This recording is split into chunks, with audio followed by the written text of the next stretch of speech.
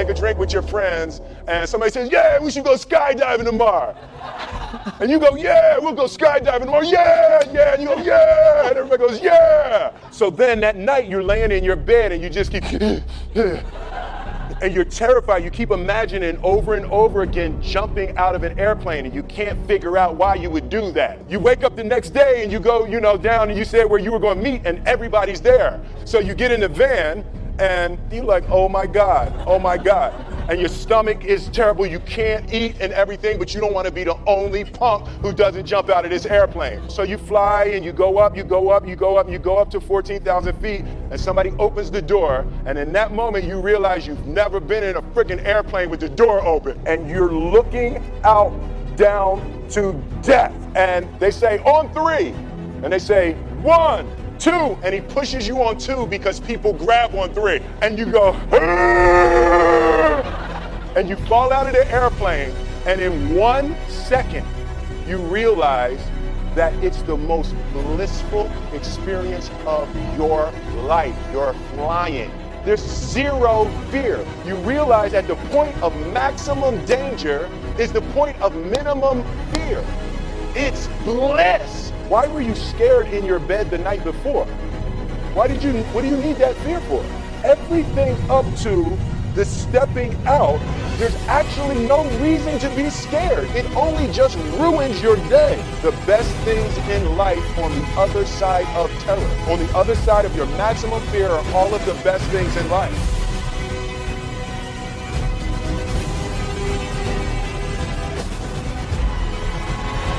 I didn't have an easy experience. I didn't come in as a top-rated recruit. I didn't come in with the opportunity to play right away. I had to earn it. And you know what the greatest honor I've ever received as a player is? In my 4th year and my 5th year, I was named team captain. That, to this day, is the single greatest achievement I've ever had as a football player. Because the men in this room chose me to lead their team. And these were my best friends. These were the guys that knew that I liked to work, that knew that I loved football, that knew that I loved to play, that knew that I wanted to be the quarterback for Michigan. And all the lessons that I learned here on State Street and in the big house, that's still what I bring to practice today. And after 14 years, I love the game more than I've ever loved it. But where did I learn the love for the game? Where did I learn to practice? Where did I learn to compete? It was sitting in the same chairs that you guys are sitting in today.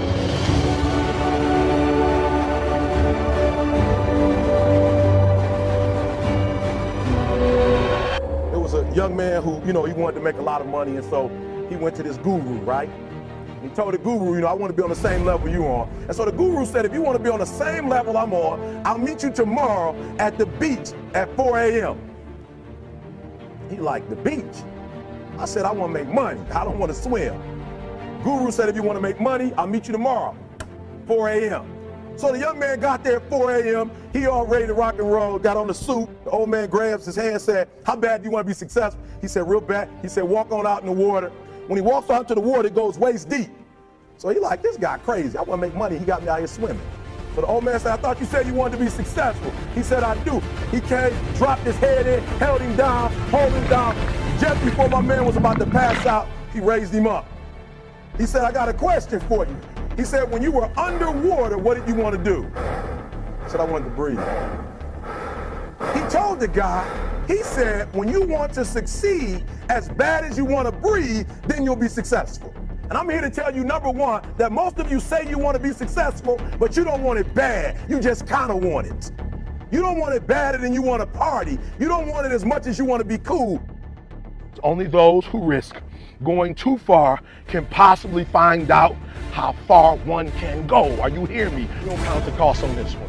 You don't count the cost on this one. You just do what you got to do on this one, and then you look back when it's all over and you see the reward. You look back and you see the accomplishment. You don't count it. You just look back and you see that you succeeded. So what I'm telling you is, you can't count the cost, because if you count the cost and you see how much it costs, you might quit. You might give up. So you got to go in knowing that I don't count the cost. Listen to me. You don't count how many breaths you take. You don't count it. You get to a point where you don't count it. You just do whatever it takes to get whatever you want.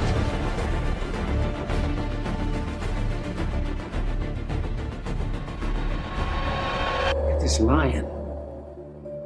He's the king of the jungle. Huge mane out there. He's laying down under a tree in the middle of Africa. He's so big. He's so hot. He doesn't want to move. Now, the little lion comes. They start messing with him. Biting his tail, biting his ears. He doesn't do anything. The lioness, she starts messing with him. Coming over, making trouble. Still, nothing. Now, the other animals, they notice this. And they start to move in. The jackals, hyenas, they're barking at him, laughing at him. They nip his toes and eat the food that's in his domain. They do this, and they get closer and closer and bolder, till one day, that lion gets up and tears the shit out of everybody, runs like the wind, eats everything in his path. Because every once in a while, the lion has to show the jackals who he is.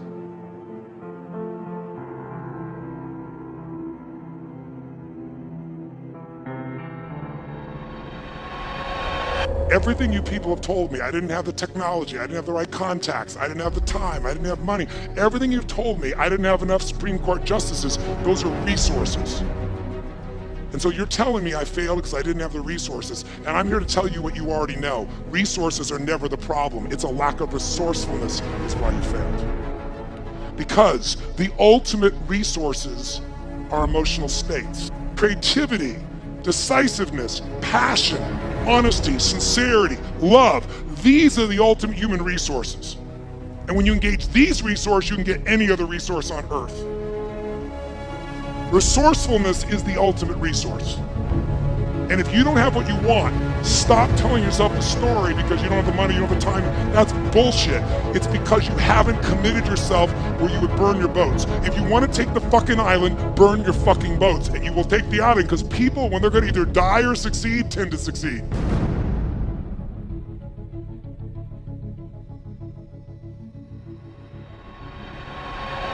I was in this strange little hotel and I just lost the competition. I cried all night. I was this 21-year-old kid and I was crying all night. But then eventually I got back again and kept thinking about what am I doing in America? I'm here to beat all of the American bodybuilders. I'm here to beat all of the bodybuilders all over the world. So let's get our act together. There will be payback time. It is so important that you work your butt off. Don't ever look for shortcuts. You have to recognize that there are 24 hours a day. We sleep 6 hours a day. And I know there's some of you that say, wait a minute, I take more time to sleep. I said, just sleep faster, okay? Because you should only spend 6 hours in bed, because otherwise it's a waste of time. And then you have 18 hours left. Most people work, let's say 8 or 10 hours. So now you still have 8 hours left. What do we do with these 8 hours is really the question. So this is when you have to study and learn something new. The key thing is to keep in mind what is your goal and keep looking at that as you get up and dust yourself off. Okay?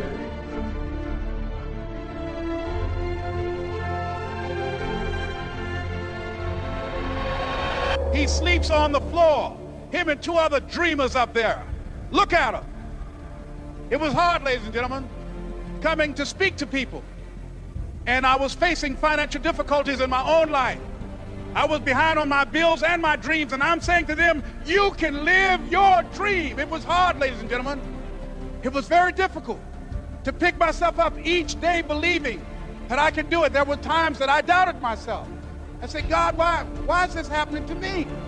I'm just trying to take care of my children and my mother. I'm not trying to steal or rob from anybody. Why did this have to happen to me? It was very hard.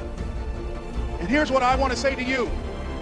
For those of you that have experienced some hardships, don't give up on your dream. No one could have convinced me by holding on, by continuing to push forward, by continuing to run toward my dream. It's a long shot, ladies and gentlemen, from Liberty City, an abandoned building on a floor, never knowing my mother or father. It's a long shot being here with you today in this dome, in Atlanta. It's a long shot. No college training, labeled educable, mentally retarded. But I kept running toward my dream. Don't stop running toward your dream.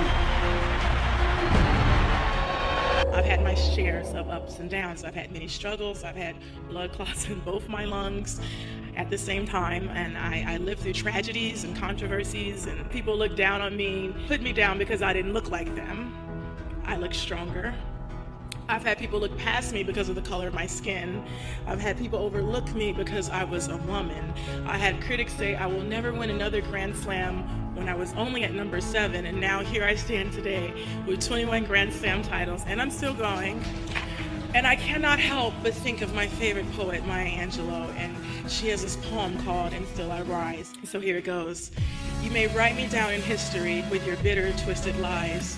You may trod me with the very dirt, but still, like dust, I rise. Just like moon and suns with the certainty of tides, just like hopes in spring and high, still I rise. Did you want to see me broken? Bowed head and lowered eyes, shoulders falling like teardrops weakened by my soulful cries. Out of the huts of history's shame, I rise. From a past that's rooted in pain, I rise. Into the daybreak that's wonderfully clear, I rise. Bringing the gifts that my ancestors gave, I rise. I am the dream and the hope of a slave, I rise, I rise, I rise.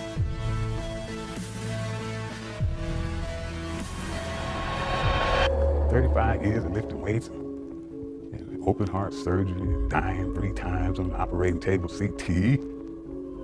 So you should sit down, sir, because of your diagnosis, and don't do a damn thing." Bullshit. Hell no. Every time I go to the doctor, they tell me what I shouldn't be doing, and what I should be doing, and what I won't do, and what I can't do.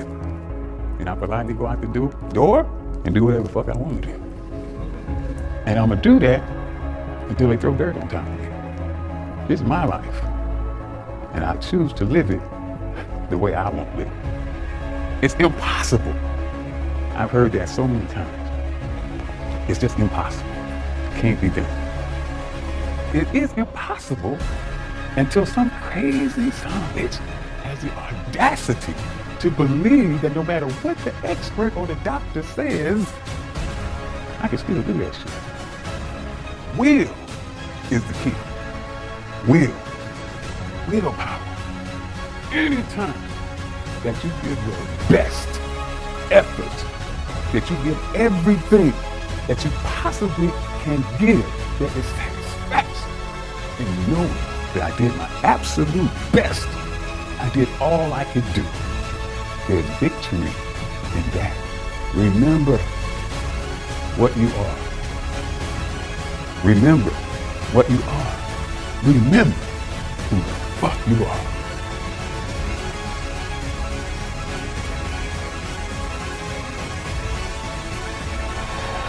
I had like $106 in the bank, and like I said, I had to sell my dog, and things were not looking very, very good.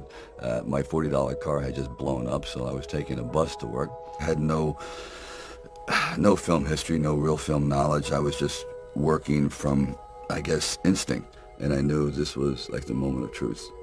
And they said, "Sylvester, you ready?" I said, "No, but Rocky is." Because so often I had gone to fight films or sporting films. "Yes, we're going to go out there, we're going to knock him out, you're going to win." I said, "No, because I'm not going to win. I'm going to get destroyed. But if I can just be lucid, if I can still be standing on my feet, you know what, then life isn't so bad." And I think, again, symbolically, at the very end of our lives, if we can still say, you know, we were never humbled, we were knocked down, but we got up, and I can say, I lived life with integrity, and I took all the blows, and I still prevailed, I think that's a good epitaph for anyone, and that's what I tried to capture in this film. But more importantly, you can't be alone. To really succeed, no man really is an island. When you find the right components in your life, the right people that gel with you, then you feel as though you're invincible.